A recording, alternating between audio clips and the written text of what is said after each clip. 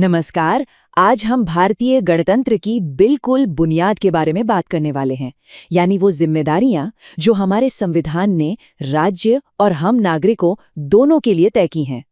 ये विश्लेषण आपको संविधान के भाग 4 और 4A को समझने में बहुत मदद करेगा, खासकर अगर आप प्रतियोगी परीक्षाओं की तैयारी कर रहे हैं। तो चलिए शुरुआत करते हैं महात्मा गांधी के एक बहुत ही गहरे विचार से।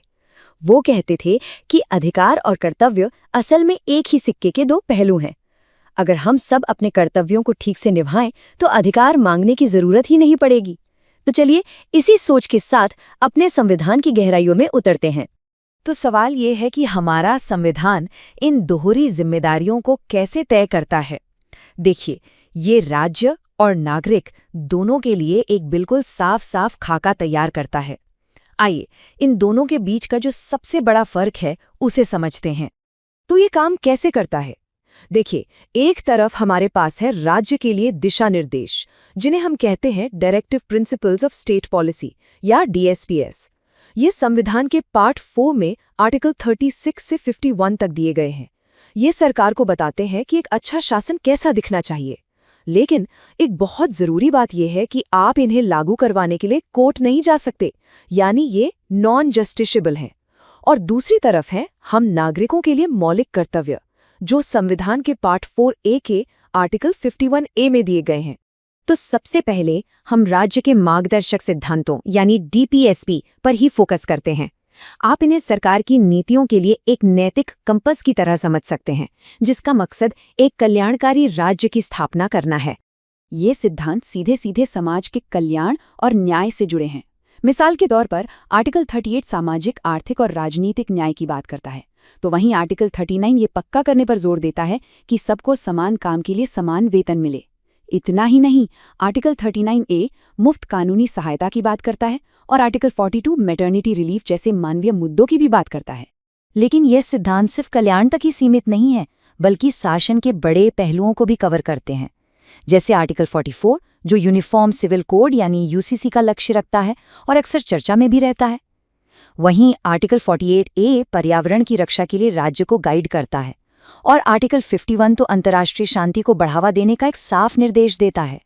तो चलिए अब अपना फोकस राज्य से हटाकर हम नागरिकों की भूमिका पर लाते हैं।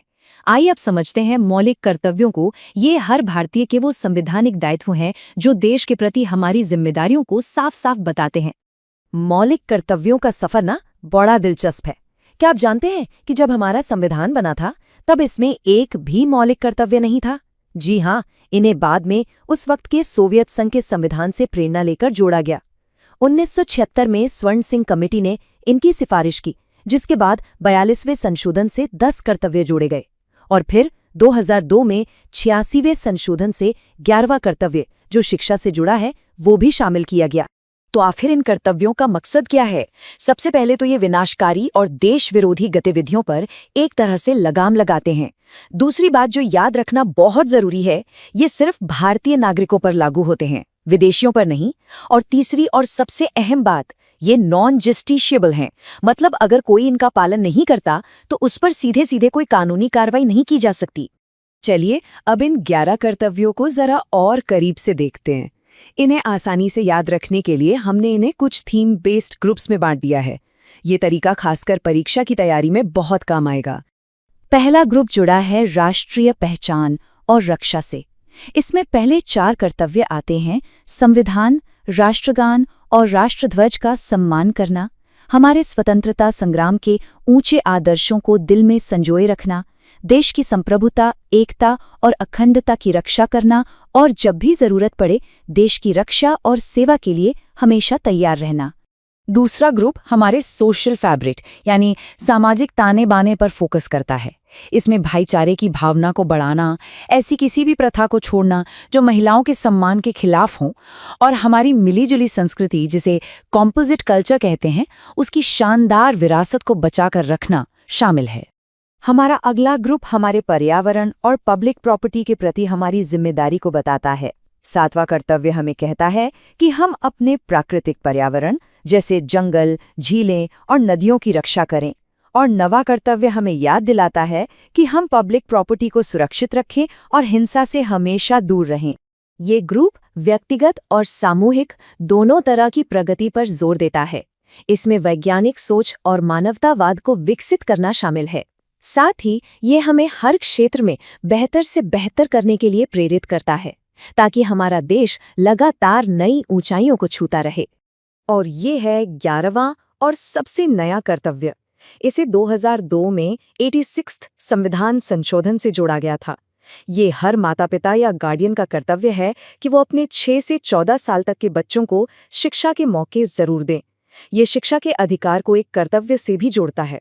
ठीक है, अब आते हैं एक बहुत ही जरूरी सेक्शन पर, खासकर उन सब के लिए जो प्रतियोगी परीक्षाओं की तैयारी कर रहे हैं। यहाँ हम कुछ आम गलतफहमियों को दूर करेंगे जो अक्सर सवालों के रूप में सामने आती हैं। यहाँ पर अक्सर सबसे ज्यादा कंफ्यूजन होता है, तो चलिए एकदम साफ कर लेते हैं कि कौन सी चीजें मौलिक कर्तव्य नहीं है, भले ही वो कितनी भी जरूरी क्यों ना लगे। टैक्स देना एक कानूनी जिम्मेदारी है, लेकिन ये आर्टिकल 51A के तहत मौलिक कर्तव्य नहीं है। धर्मनिरपेक्षता का पालन करना हमारे संविधान की आत्मा है, पर ये 11 कर्तव्यों की लिस्ट में सीधे तौर पर शामिल नहीं है। और राष्ट्रीय स्मारकों की रक्षा करना यह आर्टिकल 49 के तहत राज्य का कर्तव्य है, यानी DPSP है, नागरिक का मौलिक कर्तव्य नहीं। इन फर्क को याद रखना बहुत जरूरी है। तो चलिए, अब तक हमने जो कुछ भी सीखा है उसे फटाफट एक क्विक समरी में समेट लेते हैं। यह आपके लास्ट मिनट रिवीजन के लिए एकदम परफेक्ट रहेगा। चलिए जल्दी से दोहराते हैं। संवैधानिक स्थिति क्या है? Part 4A, article 51A। प्रेरणा कहाँ से मिली? पूर्व सोवियत संघ से। कमेटी और संशोधन कौन से हैं? स्वर्ण सिंह कमेटी की सिफारिश। 42वें संशोधन से 10 कर्तव्य जुड़े और 86वें संशोधन से 11वां यानी शिक्षा का कर्तव्य जुड़ा। इसकी प्रकृति कैसी है? सिर्फ नागरिकों पर लागू और ये नॉन जस्टिशिएबल है। ये स्लाइड समझिए पूरे टॉपिक का सार है। और आखिर में मैं एक सवाल के साथ बात खत्म करना चाहूंगा। ये जो सिद्धांत और कर्तव्य हमने अभी समझे, क्या ये सिर्फ संविधान की किताबों में लिखे हुए कुछ शब्द हैं, या ये सच में हमारे लोकतंत्र की रोजमर्रा की जिंदगी और शासन की धड़कन है?